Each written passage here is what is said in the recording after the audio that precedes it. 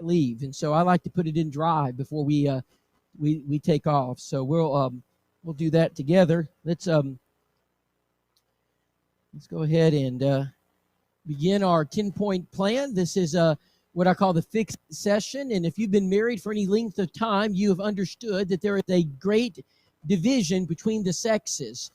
Females on most levels are fixators.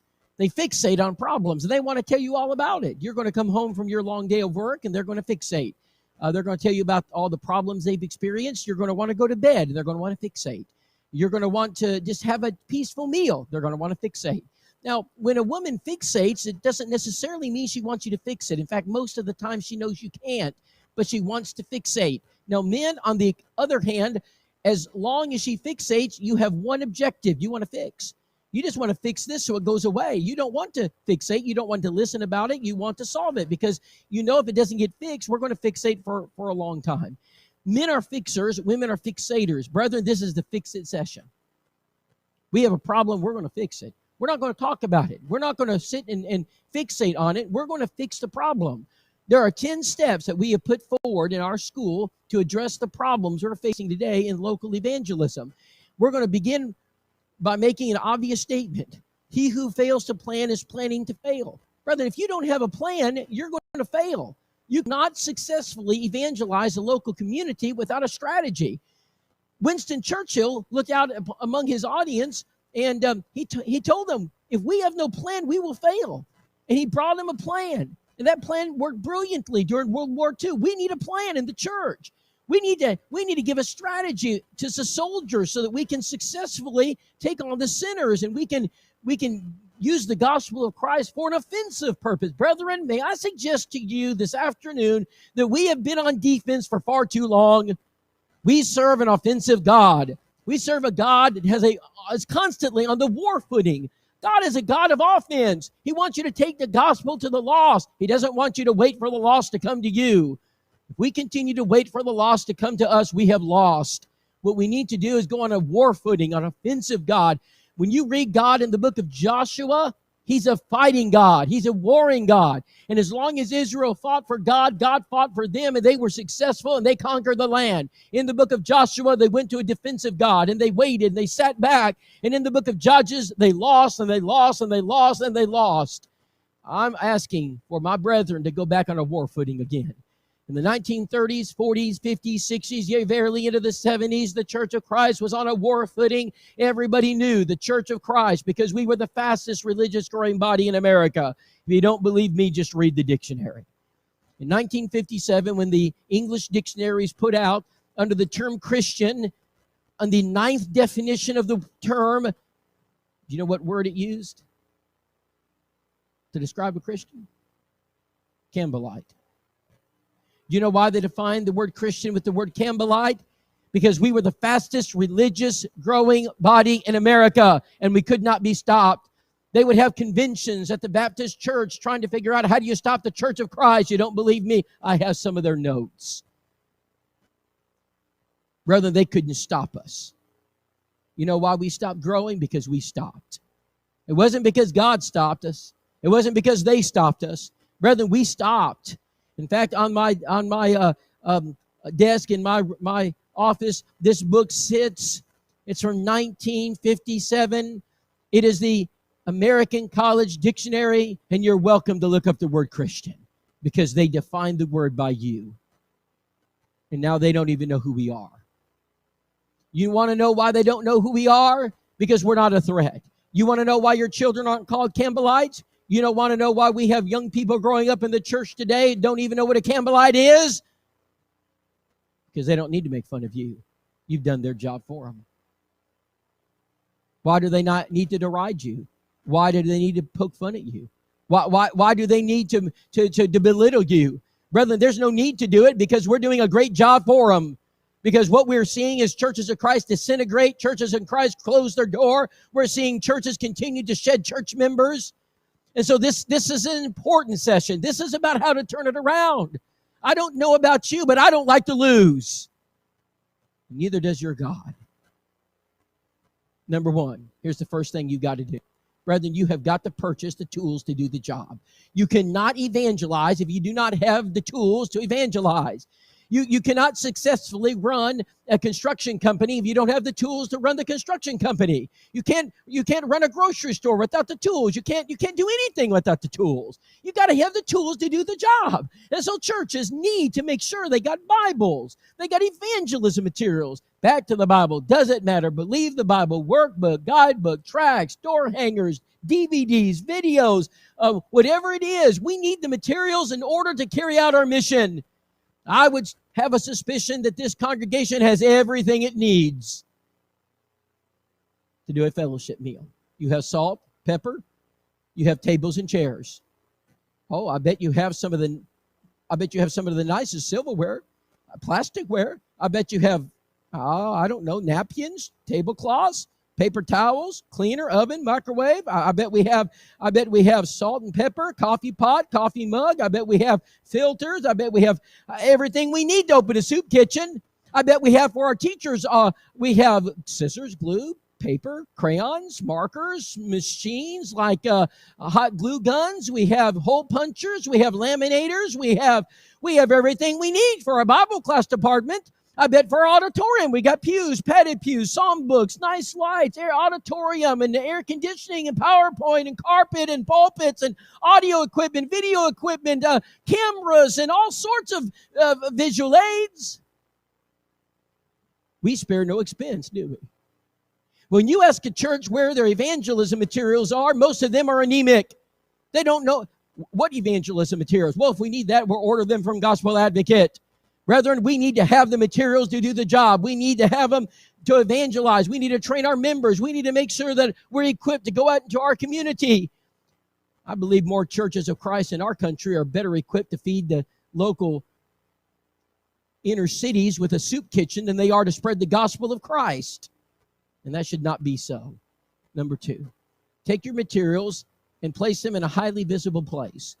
Dear friends, your evangelism materials should take a prominent role in this church. They should not be abrogated to an office. They should not be put in a filing cabinet. They should not be put in a corner. They should not be hidden in a coat closet.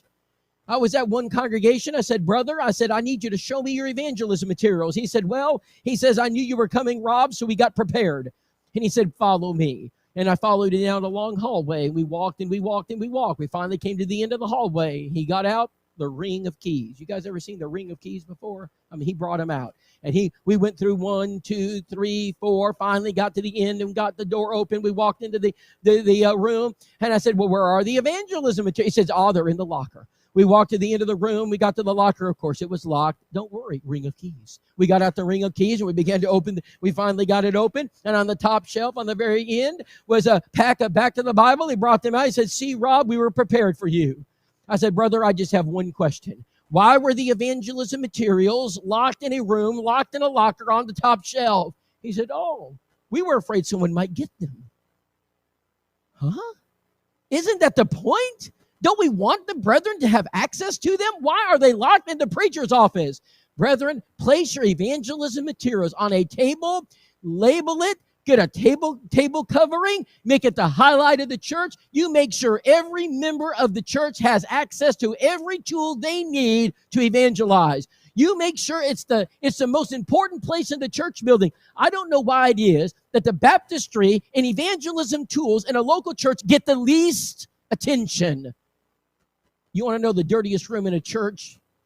It's the baptistry.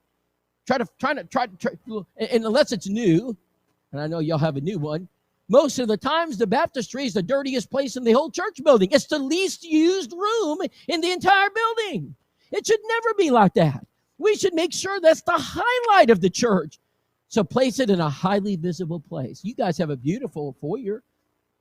I would have a nice big table. I would have a table cover. In fact, I might make it look like this.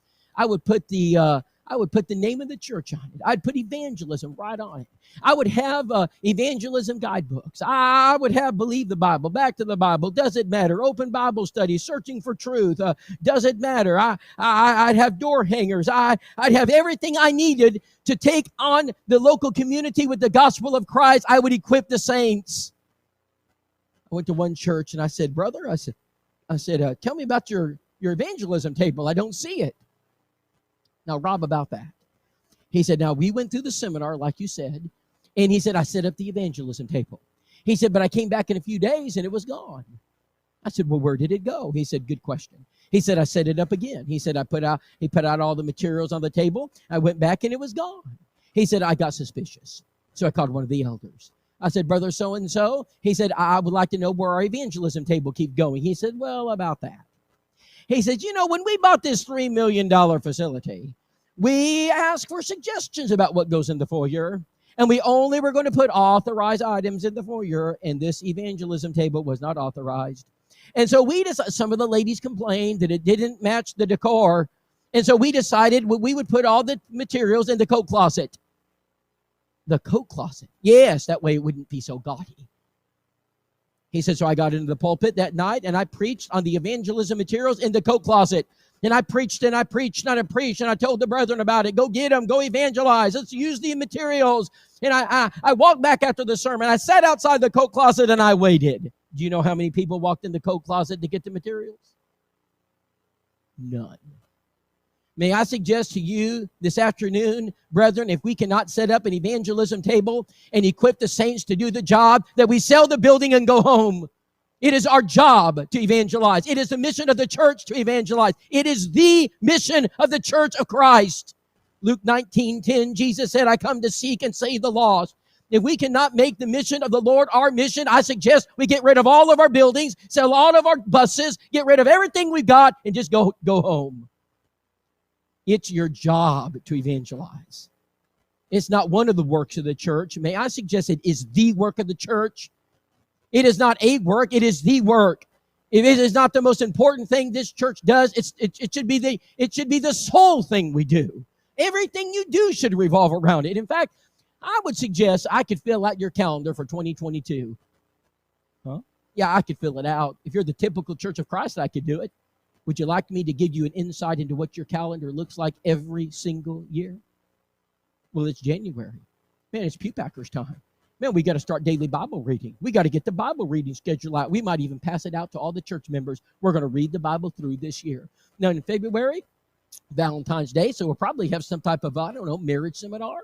We'll have a sweetheart, gathering. We'll probably we might even get the couples together and have a couples outing. It's February. Now, March, gospel meeting time. Now, the measure of any good gospel meeting is how many sister churches come, and we're going to count them. We've had 5 sister churches here. It must be a great success. We're going to get the newspaper, or use the newspaper. We're going to put out a gospel meeting flyer. We're going to email it, put it on our Facebook page. We're going to invite every sister church to our gospel meeting. Now, in April, it is time for the Easter egg hunt. No, we don't call it that. It's time for the egg hunt. We're going to go out and we're going to put the egg in there in the lawn for the children. Let them find that. Of course, the money egg's the one you want to find. And we're going to look for that. And it's time to start the new Bible class quarter. And we're going to organize and we're going to have a cleaning of the Bible class department. And then it's May. Well, it's graduation banquet. You got to graduate the young people. You're going to put the PowerPoint together, right, preacher? You're going to show little Johnny when he was in kindergarten for 2nd grade, and you're going to put their pictures in the bulletin. Mama's going to put it in her scrapbook, and we're going to get the little tree out, and everybody's going to donate to Johnny because he's graduated, and we're going to have a gathering, and we're going to bring in the sinners for that one. And then it's June. Well, it's VBS time. All hands on deck. We need help. VBS. We got to build Noah's Ark in the auditorium. We got to bring in the community. We got teachers. We need to have the Sundays on Wednesday night, and we need to make sure that we have the cookies. And then, of course, all hands on deck for July. It's Bible camp time, and it's also summer youth series, and it's also a summer series. It's time to get everything going. We're going to be so busy in July we can't even see straight. Now, August, well, Teachers Appreciation Day, and back to school backpack time, and we'll probably bring a speaker in to talk to the kids about going to school. Now, in September, fall gospel meeting. Invite the sister churches. In October, it's trick or treat. Let's line up the cars in the parking lot and let's have a trick or trunk time. We'll decorate the kid. What better place to go get candy than the Church of Christ? And in November, it's Turkey Day. We're going to Thanksgiving for Christ. And we're also going to have benevolence, time for Meals on Wheels to begin. We're going to go deliver meals to the needy. And in December, it's the dreaded men's meeting. I know you don't like it, but you have to have it. and you're going to let all the men ask any questions they want, and we're going to gather together and probably have a holiday party, exchange gifts, maybe give the preacher a gift certificate for $10 to McDonald's.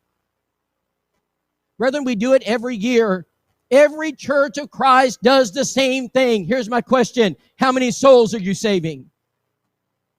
None. I'm not accusing you, brethren, of being lazy. No one does that and is lazy. I'm suggesting that we're shooting from the hip, that we have no strategy for saving souls, that what we're doing is keeping house. Brethren, we need to equip the saints with the materials to do the job and put it out there for them to get it, and then we train them. Number 3, we're going to train them how to use it. So we're going to give the material to the brethren, and we're going to put our preacher in the pulpit. And brother, I'm going to ask that you train the church, train them how to use back to the Bible. If you got a preacher and he can't train a church how to use back to the Bible, fire him. It's the fundamentals. I had one eldership said, now, Rob, I don't know if our preacher's going to do this. What should we do to them? I said, get rid of him. If he cannot train the church how to do back to the Bible, he shouldn't be preaching. It's the most fundamental thing that you do. It is about training the church how to evangelize. The preacher can't do it without you. We must train our church members. What good is a tool if you don't know how to use it? What good is it? You know, when my grandfather passed away, my dad gave me a lot of his tools. I got tools in my toolbox and I don't have a clue what they do. But I have them. Maybe someday I'll use them if someone shows me how. It's important that we have tools and we know how to use them. Number 4, we must promote an evangelistic atmosphere in the church. We have got to develop an atmosphere that feeds evangelism, that feeds it, that provides for it. Brethren, there is not a better evangelistic promoter in the church than the God-ordained work of benevolence. Why do you think Jesus asked the church to be benevolent? Because he wanted to feed the poor? No. Jesus said the poor will always be with you. The Cato Mills Church of Christ cannot solve world poverty. You'll go bankrupt trying to do it. It's impossible to do that. That is not the purpose of benevolence. The purpose of benevolence is not to solve all the homeless issues in the state of Texas. The purpose of benevolence is not to solve all the issues that are related to poor health in the state of Texas. The purpose of benevolence is to get to their soul and feed them the Word of God. Brethren, most churches of Christ are so tired of benevolence that they have almost stopped completely giving help. Did you know that? Second albatross around the neck. Oh no, another benevolent call. When I started at the Willette Church of Christ, I'm going to be bluntly honest with you. I got so many benevolent calls that I got tired of it, and I asked the elders to put in a second line just for the church members because I'm not answering that phone anymore. And I put an answering service on that line, and that way everybody that called got the answering service, and I didn't even check it. Shame on me. Can I tell you what I've learned the last few years about benevolence? If I'll do benevolence right, I'll baptize people all year long. And I'm going to give you several things to do this year, but I'm going to give you one right now. Just one thing. If you'll use benevolence properly, you will get Bible studies. I'm going to give you a real quick one. Hello, my name's Jason Sparks, preacher, Caddo Mills Church of Christ. Can I help you? Oh, yes, sir. Do you pay light bills? Oh, yes. Do you pay mortgages? Oh, we pay them off all the time. Do you pay off automobiles? Oh, yes, sir. Do you provide food? Oh, yes, lots of food here. Oh, good. When can I come? Every Wednesday night at 7 o'clock, and we can't wait to see you. Huh? Yes, you got it. Well, I need it now. I'm so sorry, sir. There's some social services that might be able to help you on Tuesday, but we provide ours on Wednesday at 7. Hello? Yes, sir. Do you pay light bills? Yes. Oh, when can we get it paid? Sunday morning at 9:30. It's 9:30 Sunday morning. You mean I have to come to the church? Yes, sir, Sunday morning. I'll bring my family. And when they walk into your Bible class hour at 9:30, you're going to take them to a room and you're going to give them back to the Bible and you're going to do a Bible study with them. Because what they need more than anything is not a check. What they need is a relationship with the Lord. Why are we not doing Bible studies with people who ask for benevolent help? I don't know. But if you'll start doing Bible studies with them, you might do more than just enable someone who's trying to scam the system. You might actually save a soul. You think everybody that followed Jesus did so because of the honesty and integrity of their heart? Or do you think they wanted something for free? Well, that man gives us stuff. We're going to follow him. He might heal me. You think they were interested in their soul? I highly doubt it. Why did they become interested in their soul? Because Jesus, when he had them out there feeding the 4,000, the 5,000, or healing the sick, he preached. He taught them. Let me be very clear to the church of Christ this afternoon. Listen to me, brethren. Benevolence without gospel preaching makes you no different than Habitat for Humanity. Benevolence without gospel preaching makes you no different than the soup kitchen. You are not the soup kitchen, brothers, and you are the church of Christ. Your mission is to save souls. It is high past time that we use Bible class to do Bible studies. By the way, if you can't do a Bible study during Bible class, God help you. We got to start thinking outside the box. When we have people come and want help, we take them to a room and we do a Bible study, and your preacher ought not to be the one doing it. Every man in the pew this afternoon is capable of taking the green booklet, sitting down with their Bible, and did you know John 8:32? Let me help you with it. Jesus said, you should know the truth, and the truth will make you free. What makes you free? The truth. Can you do that? Because that's what a Bible study does. That's what benevolence does for a church. Churches that do that, they baptize. Down to the letter they baptize. I mean, it turns the whole thing around. Stop giving them checks. Stop giving them money when they come back. Do you notice, Jason, have you ever noticed they always run out of gas in your parking lot? Have you also noticed they're always going to New York? Have you also noticed that they always claim to be a member of the Church of Christ? Have you also noticed when you ask them who their preacher is, they always say Reverend so-and-so, and you know you're being scammed. Oh, I'm sorry, sir. I know you need some help today, but we don't give help except on Wednesday nights at 7 o'clock. If you'd like to wait, we'd be glad to help you. But it's Tuesday. I know. I need help. I know you do, but there's a social service in Caddo Mills. I'm sure they can help you. But this church helps people at 7 o'clock on Wednesday night. And we would be more than happy to help you. And when you're finished with that Bible study, the elders or the men can get together and you can determine how much you help them, if at all. It's up to you. But you will do a Bible study. They will do a Bible study. There is no, that's unquestionable. Number 5. By the way, does this look familiar to churches of Christ? We're the kindest, most benevolent, giving people on earth. Think about it. I mean, we have food pantries, benevolent buildings, coat drives, vouchers, teacher supplies, giveaways. Brother, we've got more benevolent things going on than anybody on earth. How many souls do you save every year because of it? How many? How many souls were saved because you stuffed bears and gave it to them? How many souls were saved because you gave them a voucher at the local grocery store?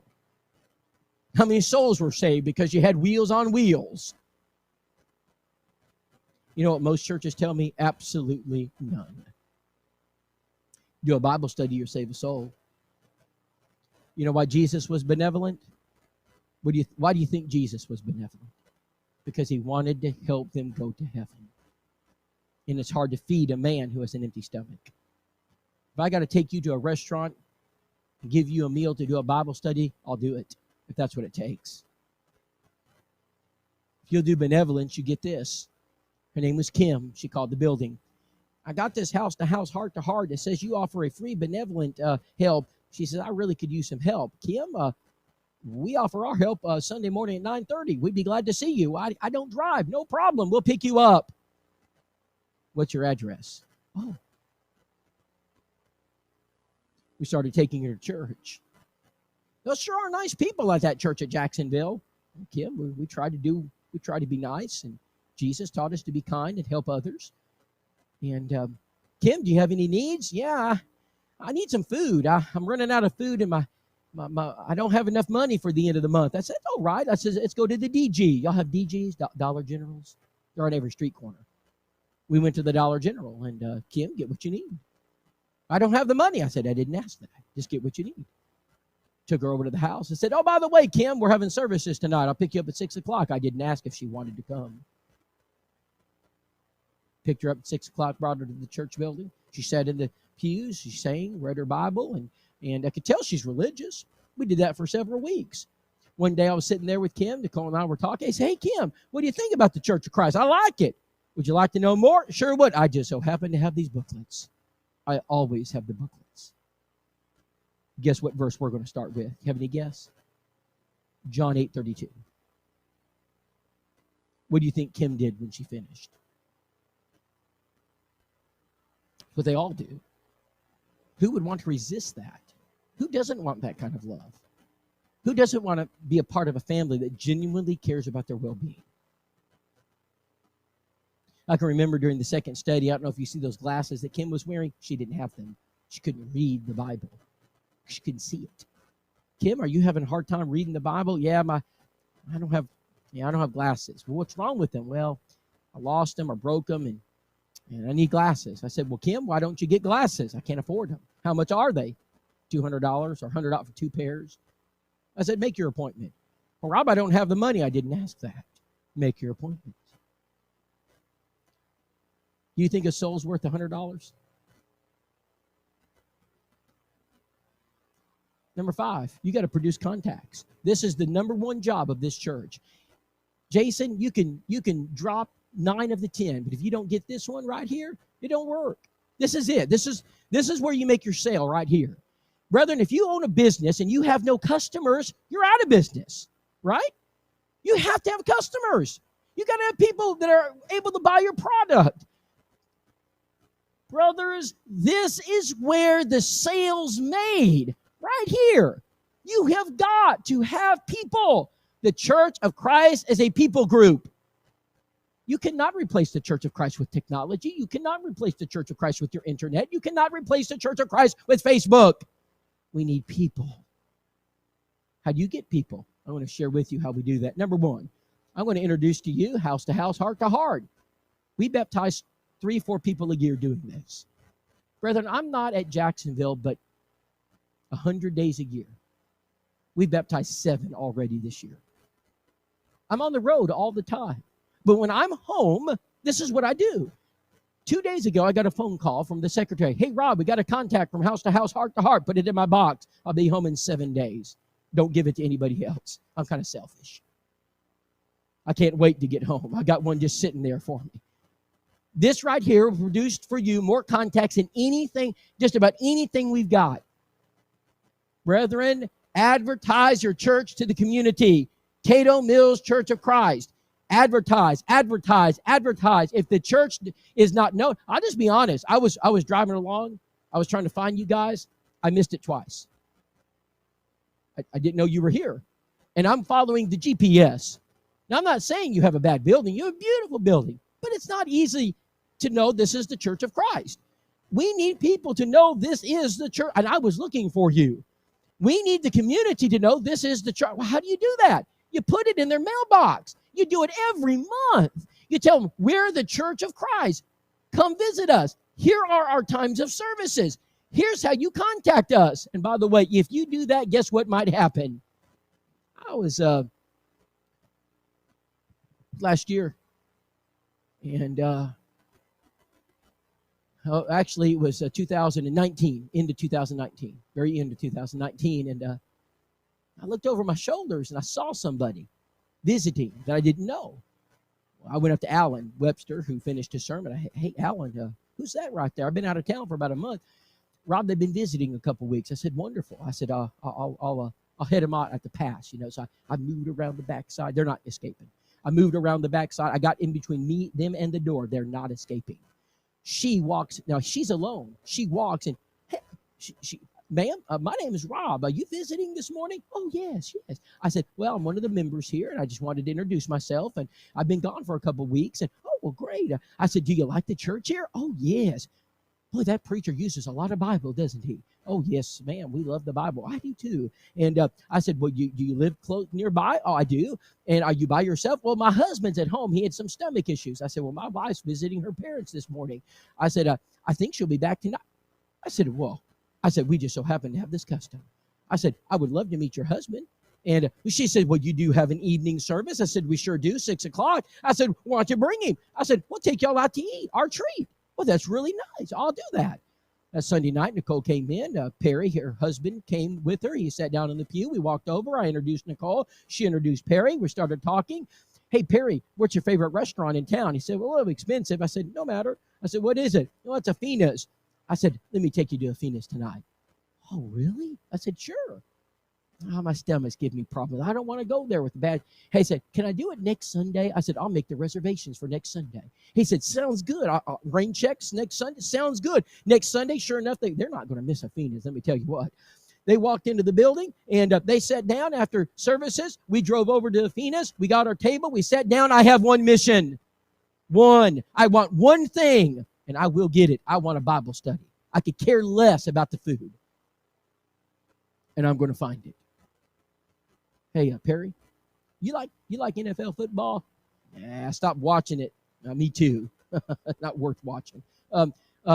Hey, you like do you like golf? Too slow. I said, me too. Too slow. Whatever he says, I say. I'm going to repeat it right back to him. Well, you like college football? Go Alabama. He said, oh, I love Alabama, Rob. Yes. Oh, Nick Saban. Oh, go Nick Saban. Brethren, I love Alabama too, and I hope they win the championship. I'll do whatever it takes to get the Bible study. If I got to be an Alabama fan, I'll be an Alabama fan. By the way, I'm from Texas. I'm not an Alabama fan. Go Nick Saban. Man, Alabama's had a bad year, haven't they? He said, man, it's been awful. You know what a bad year is in Alabama? They don't win the championship. That's a bad year. I said, sir, I said, Perry, I said, you know what next Monday is? He said, what? I said, it's the national championship game, and Clemson is playing LSU. Are you going to watch it? Yeah, I got to watch the championship game. Nicole, I got an idea. Ouch, what was that? That's Nicole kicking my shin. She knows what I'm going to do. She's going to make the little sausage wraps. I love them. Mustard. Oh, it's good. And Nicole, why don't we invite Perry and Ellen to our house, and let's have a football party. And chips, dip, little sausage things. Oh, I love it. I said, honey, they're coming over. I said, Perry, would you like to come to my house for a football party? Perry, before you answer, I have got a big screen, bigger than that, in my house. The people we bought our house from put that in. It's called their movie room. 11 speakers and a subwoofer. You have never watched a football game until you've seen it on that TV. And I said, would you like to watch it? He said, would I ever? And I said, come on over tomorrow night. They came over that night. I have one objective. I could care less about the football game. I will get the Bible study. We're sitting there talking, watching the game's out of hand. I mean, LSU is rolling over Clemson. And so I finally, about halftime, I said, Perry, I said, could we talk a little bit? He said, sure. I said, Perry, can I ask you a question? There are 20 churches in Jacksonville. Why did you pick the Church of Christ? That's my door opener. I'm this close, guys. I'm this close. Rob, do you know 20 years ago, when we moved here, you started sending this little publication called House to House, Heart to Heart, and we get it every month. We love it. It's always about the Bible. Rob, I'm a Methodist. We don't follow the Bible anymore, Rob. I said, Perry, do you love the Bible? I do. Would you like to know more about the Church of Christ? I just so happen to have these booklets. Guess what verse we're starting on? And guess what they did? You can do that, fellas. But not if you don't advertise, not if you don't promote, not if you have no customers. See, you got to go out there and find them. You got to get in their home. You got to use every resource this church has to get it. You got to put together events during the year that bring people in, like marriage seminars, marriage workshops, parenting workshops, apologetics. You got to bring people in. You got to do something that will capture their attention. And you got to make sure when they fill out the quiz and send it to you, you handle it appropriately. Most churches have no idea what to do with that. You know, they do the quiz and they send it to you. You know what most churches do with that information? Nothing. Or they mail it back. Brother, I don't want you to mail something back. I want you to visit them. I want you to go to their door. Oh, it's amazing what happens when you go to people's door. Deborah Rice. Hey, Deborah, what's going on? Church secretary. Hey, Rob, you're home, aren't you? I said, yes, Deborah. Rob, we got a contact from house to house. They filled out the quiz. I said, great. Well, they want to have some marriage material. I said, wonderful. Should we mail it? No. Why not? Because you won't baptize. Deborah, that's why you don't baptize here. Put it in my box. I'll handle it. We've never done that before. That's because you don't baptize. I said, put it in my box. She put it in my box. Nicole and I went down and got it. We went to find Brenda. This is Brenda. Brenda's in the green dress. Watch what happened. Now, you always bring a woman or a child. Never knock alone. You're scary. Nicole, right here. She opens the door. She sees Nicole. I come right in. Ma'am, my name is Rob. This is my wife, Nicole. We're from house to house, heart to heart. You asked for some marriage material. We thought we'd bring it by. Oh, well, yes, I did. Well, that was really nice of you to deliver this material. Have you just moved into the... Sir, why did you not mail it to me? Oh, well, I wanted to meet you, Brenda, and I wanted to meet you face to face. Well, that's really nice. And Brenda, did you just get married? Sure did. And she says, I want to do a good job with my marriage. I said, well, wonderful. I said, well, here's this material for you. And do I owe you anything? Absolutely not. You have it all free of charge. And Brenda, by the way, do you have a church home? Well, no. Can I ask you a question? I said, well, anything, Brenda. She says, do you know anything about the Bible? Oh, just a little bit. Good, because my husband knows nothing about the Bible. Daniel, get out of the couch. That man has been on the couch ever since he came home. I don't know what he does all day, but he's on the couch. Daniel, get up from off the couch. Daniel wipes off his eyes, comes to the door. There's Brenda, Daniel, me, and Nicole. Daniel, these people are here to teach you the Bible. I've never seen anything like it in my life. I said, when would you like to start? And she says, right now. And I said, I tell you what, why don't we start this tomorrow? My wife will make a nice dessert for you. You always eat. You drop the shields when you eat. She's going to make chocolate chip cookies. It's in your cookbook, by the way. And it's great. And so we met around the table. Do you know how many people we baptized because of that knock on the door? 7 people. You got to target people. Do you know you never hit a target you don't aim for? Have you ever aimed for a sinner? I'm asking you, brother, have you ever aimed for a sinner? You made him your target. Have you ever my son, when he was younger, he doesn't do this anymore. When he was at Willette, he was 8, 9, 10, 12 years old. A visitor would walk into the building, literally. A visitor would walk in. My son would put an X on their back and follow them like this. You know what that means? Dad's targeting them. He knows what I wanted to do. When a visitor walks in the door, they always have a target on their back. It's just a matter of time. I'm singularly focused on it. It's got to be the most important thing you do. Nothing else in this church is more important than this. And so you're going to target people. One of the things you can do is create a target list. And I'll teach you how to do that. What we're going to do is ask that you create a list of people that you work with, that you go to school with. Give me their name and addresses, and I'll send them house to house for you. And I'll make sure that Cato Mills is on it. We'll do it every single month. I just need the list. I can't do it without your list. We're going to ask you to knock doors at least once a year. I'm not suggesting that door knocking is the best thing since sliced bread. I don't believe that. Door knocking is hard work. Do you remember Charles, Mary, and Barry Hunt? Remember my story last night? They would be lost without it. Do you remember Ed Goolsby? He would be lost without it. You remember Jonathan Royal, Stephanie Royal, Johnny Royal, Jenna Royal, J.C. Royal, Julie Royal? They'd be lost without it. Remember Brenda? She'd be lost without it. Remember her husband you just saw? Lost without it. You don't go out to people's doors, you'll never convert them. They're not coming here. So at least once a year, we've got to go out into our community and say, hi, my name is, and I'll teach you how to do it. I don't want you to invite them to church. That's a loser. I'll give you training on how to reach people through the door. Door knocking is something we do as a congregational effort in this church, in this nation, every October. Did you know we have an annual door knocking day? I don't know if you've ever heard of it or not. We did it in 2019. All the churches of Christ in the house-to-house ministry, 600 churches knocked doors the same day. You should have seen the reports of baptisms we got from that. Do you know this year on October the 2nd, we're going to have 1,000 congregations knocking doors on the same day? Now, if the news industry did their job, that would be newsworthy. They won't. Don't worry. we're going to do the New Movers ministry. The New Movers ministry is part of House to House, Heart to Heart. What does that mean? That means House to House, Heart to Heart is going to send you the name and address of every person who moves into your community.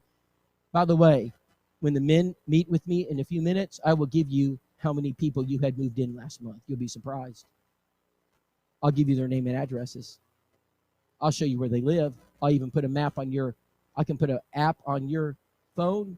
I can let you zoom it in, and I'll show you if they're your neighbor or not. What would happen if you walked up to that door and say, hi, my name's Jason Sparks. This is my wife, Carla, and we're your neighbors, and we're Christians in the local community. We'd like to welcome you to Cato Mills. By the way, our church has made this little basket of goodies. We'd like to give it to you. And my wife has made you some chocolate chip cookies. You think you're going to get a bad response from that? No. David Shannon said, people are most likely to change churches when they move. A couple of generations ago, if a family or a individual moved from one city to another city, they usually stayed with that same denomination. Those days are over. Your average person today is willing to look at any church in their neighborhood. That is a powerful opportunity for evangelism. It doesn't matter to me what church they were a part of in the last town. I want them to visit the church of Christ. Brethren, go get them. Go out there and get them. Introduce yourself to them. Let them know that you care about them. Now you're going to add the compassion card ministry. Let's look at this together. You're going to make a list of sinners. This is a sinners list. You're going to bring to bear the influence of an entire church of Christ. You're going to send cards to visitors. You're going to send cards, by the way, to all the new movers. All your new movers. You're going to send cards to all those who fit the description of page 105 in your evangelism guidebook. Everyone is going to get a card. I'm going to teach you how to do this. I'm summarizing it. I'll give you the details later. You're going to engage the entire church of Christ. Everyone is going to send cards. Jason will send cards. Carla will send cards. Spencer will send cards. Everybody's going to send cards. You're going to overwhelm them with love. You're going to send them the bucket. You're going to send them pizza. You're going to mow their lawn. You're going to make visits to them. For 4 weeks, they're not going to understand why there's love so much.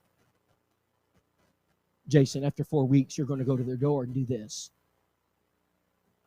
Yes, my name is Jason, my wife Carla. We've been sending you cards for the last 4 weeks. You've been sending those cards? Yes, ma'am. Your church? Yes, ma'am. I've got 87 cards in the last 4 weeks. Come on in. Now, Jason, once you enter the house of a sinner, if you don't know what to do, I don't know what to do for you. It works. We baptize people all year long doing that. Like Bettina. You see the card she's holding in her hand? Without the cards, I don't do the Bible study. If you don't do your job, I can't do mine. Brethren, you till the soil, I'll plant the seed. Please till. You're much better at it than I am. You know them. I need your names. I need you to help me. Brethren, I can't do it without you. But if you work together, this is what we're going to get right here. We're going to get lots of Bettinas. Can I tell you about the Bible study with Bettina? This is so unique. Bettina was really, you know why she called, by the way? House to house, heart to heart. Oh, free rides to the church building. Do you guys give free rides to the church building? I don't have a car. Absolutely. Absolutely. Hey, Bettina, our next verse is Mark 16:16. Would you read it? Oh, sure. Oh, my pastor told me all about that verse. She knows her Bible well. I said, well, tell me what it says. Oh, he that believes is saved and baptized.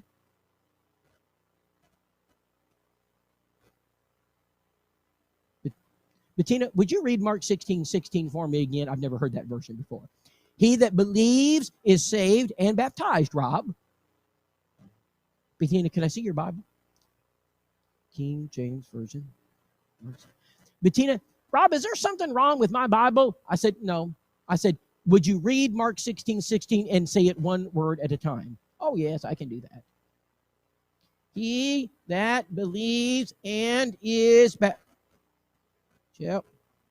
That is not what my pastor told me that verse said. He that believes. I didn't know it said it like that. I know, Bettina.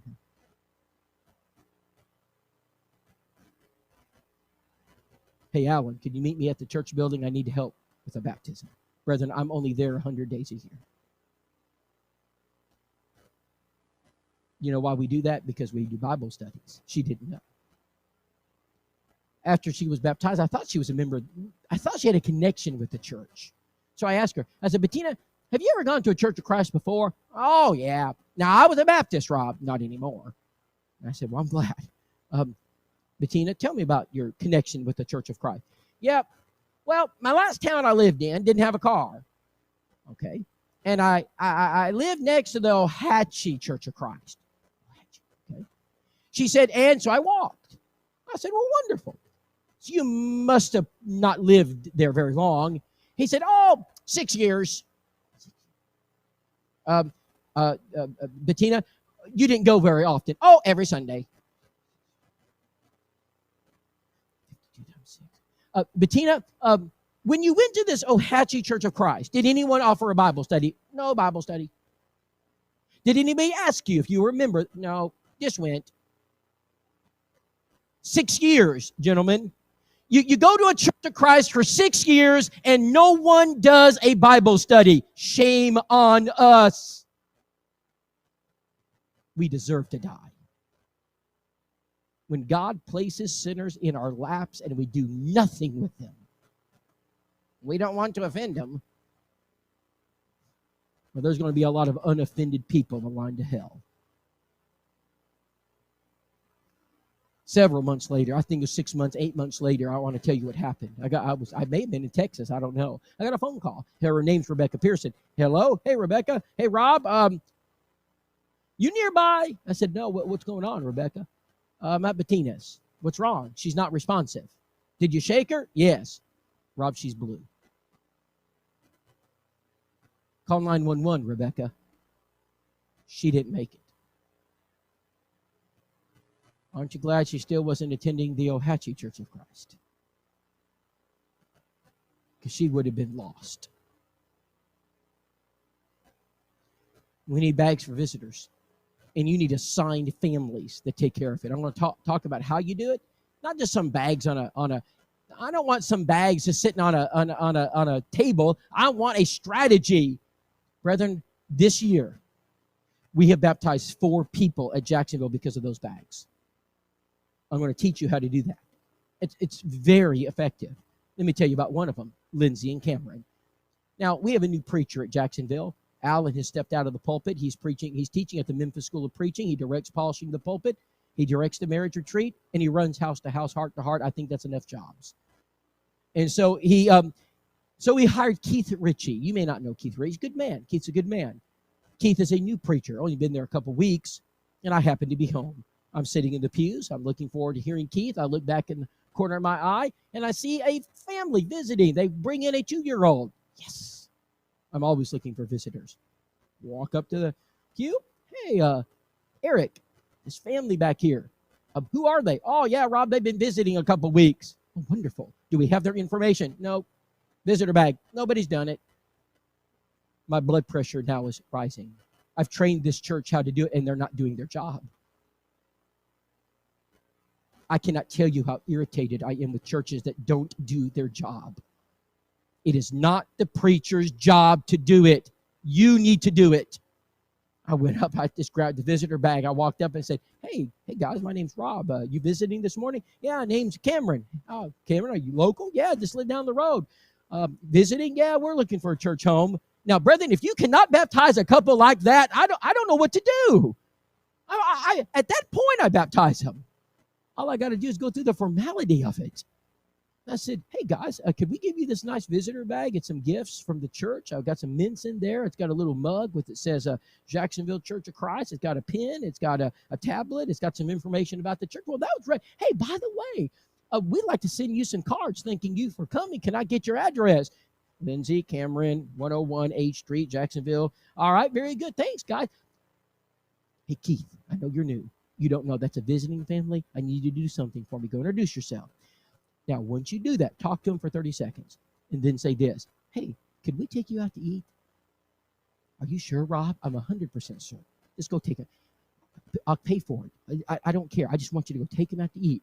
By the way, if the church cannot help a preacher take visiting families out to eat, what else can you not do? You can buy coffee filters and pots. Help your preacher.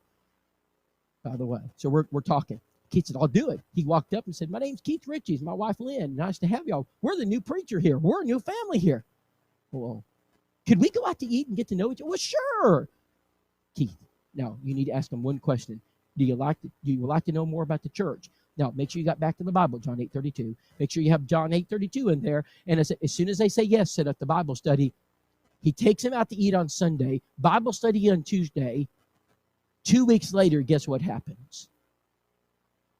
Can you guys do this? Of course you can do it. This is not rocket science. This is as simple as just being a human being. Just be nice to people. Do Bible studies with them. I wish I could tell you more about that. It was an amazing conversion, and we've had 7 of them this year. Take people out to eat. Pay for it. And if you got to ask the church to help, church, help them. I mean, if visitors come, you should tell your preacher, listen, we've got it covered. By the way, do you know 1 month I had over $300 in receipts for taking people out to eat? I don't know about you, but my envelope doesn't have $300 in it. It has $300 in it for my family, but not everybody else. And the elder said, Rob, anytime you take a visiting family out to eat, we pay for it because we know what you're doing. Tell your preacher that. Tell him to say, hey, we got it covered. We don't expect Carla to make a meal every time a visitor comes, and we've got you covered. Digital media. I mean, you ought to have, hey, these young men back here, they seem to know what they're doing. We've had very little glitches. They do a great job. You guys need to use digital media to reach people. And there are ways to actually generate Bible studies from digital media. I'm going to teach you how to do that. Man, we've got so many good things to talk about. Community outreach. Let's just get to the crux of the matter. This is the crux of the entire seminar. Brethren, look at this with me. Right here. Let's suppose you put all your efforts in trying to reach non-Christians that are in your pews. I don't know, Jason, but if you're the typical Church of Christ, you probably have people who attend on Sunday morning who are not Christians. True or false? Okay. That almost every church does from time to time. Yeah, it happens. I'm going to focus all my efforts on them. They're going to be my mission. But I'm not going to do it by myself. I'm going to bring to bear the entire Church of Christ on them. I don't do things by myself. I use the entire church. Number 2, I'm going to work hard cultivating the soil in the local community through compassion cards. We're going to send thousands of cards out. Number 3, we're going to work on visitors, people who randomly show up at our assembly. We're going to have a plan. We're not going to shoot from the hip anymore. There's going to be assigned families who are trained what to say and how to do it. We're going to participate in door knocking from time to time. We're going to use house to house, heart to heart, properly. 9 out of 10 churches use it improperly. I'm going to teach you how to do it right. We're going to use a new movers ministry. We're going to use digital media. We're going to use benevolence properly. And when we do that, guess how many baptisms we should be having a year? Most churches are lucky to hit 5. I was with a congregation recently that had 500 members. I said, brethren, when is the last time you had a baptism? 18 months ago.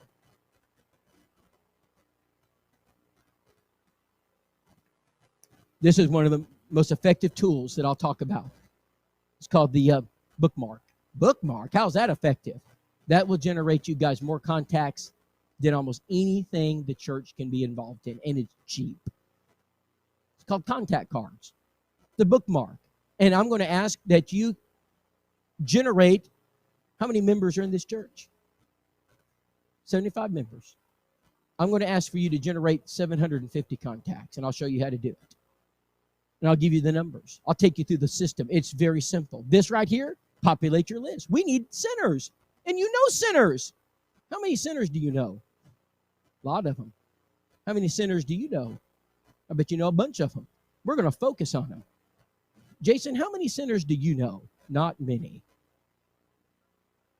How many do you know? How many sinners do you know? You know some sinners? I need you to, I want their name. I want their address. We're going to focus on them. We're going to make a target list, and we're going after them. We're going to populate the list. I want you to give me a list of every sinner you know. Rob, how about if I lose my friendship? You won't. you're going to show them more love than they have been shown in their entire life. And we're not going to target all of them at the same time, but we will target them one by one. It'll be an amazing turnaround in this church. I can't wait to show you the details about that. By the way, when you do that, anybody recognize that church? Anybody? 12 baptisms, 12 weeks, North Jefferson, Mount Pleasant. A church that was just about ready to quit. You're going to get everybody in this church participating. For the body is not one member but many. Everybody in this church has got to participate. No one is exempt. Everybody from top down and bottom up is going to be involved in evangelism.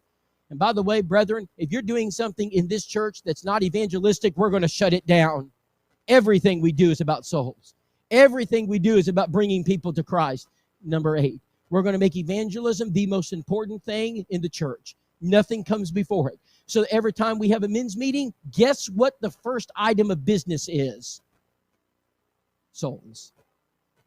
Souls. It's all about souls. It's not about the budget. It's not about the parking lot. It's not about the insurance payment. It's not about Jason's salary or benefits.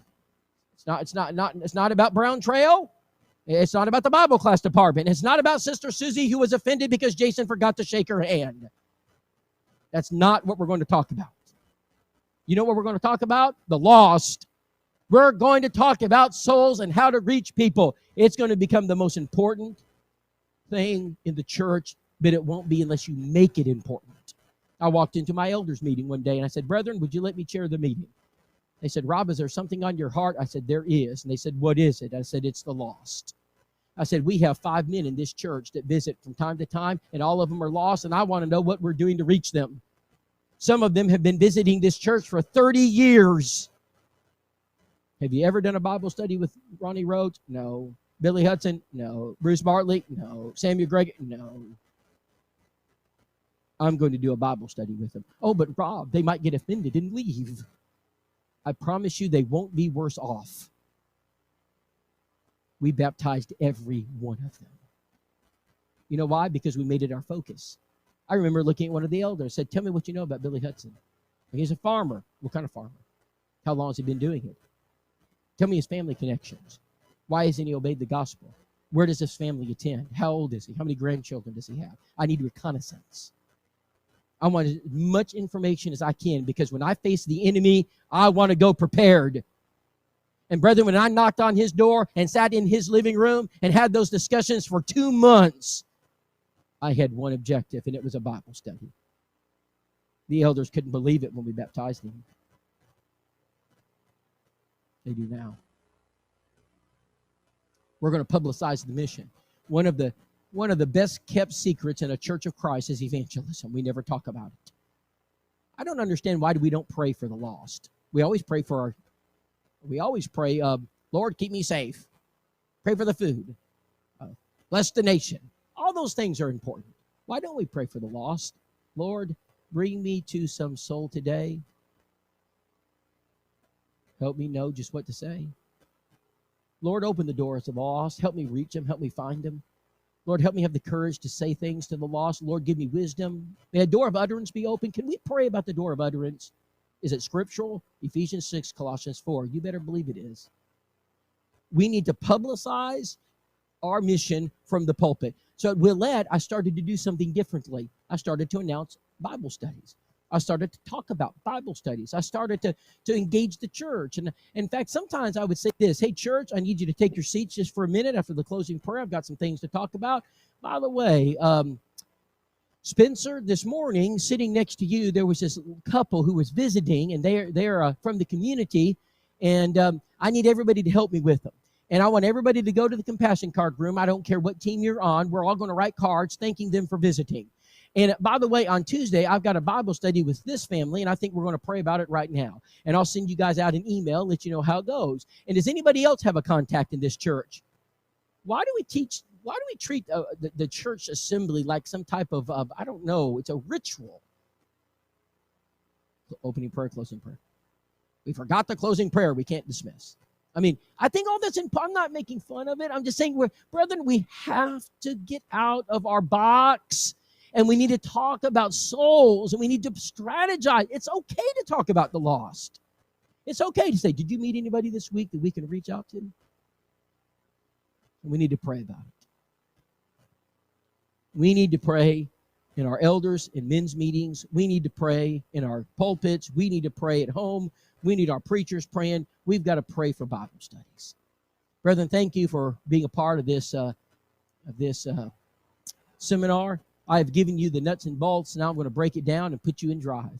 And this has been a wonderful 2 days for my family. I hope this will be a game-changing paradigm shift for this church. We have a lot of work to do. I'm going to give you the tools to do it. I'm going to make sure that you have a strategy to succeed. This is very doable. And I come to you with a list of churches that are doing it and they're succeeding. And some of them aren't very far from you. In March, I was in Texas. I went to BCS, Bryan College Station. Call him, ask him if it works. I went to North Jefferson. Call him, ask him. Just ask him, does it work? And I went down to where Andy Baker preaches, and I think that's in Graber Road. Call him, ask him if it works.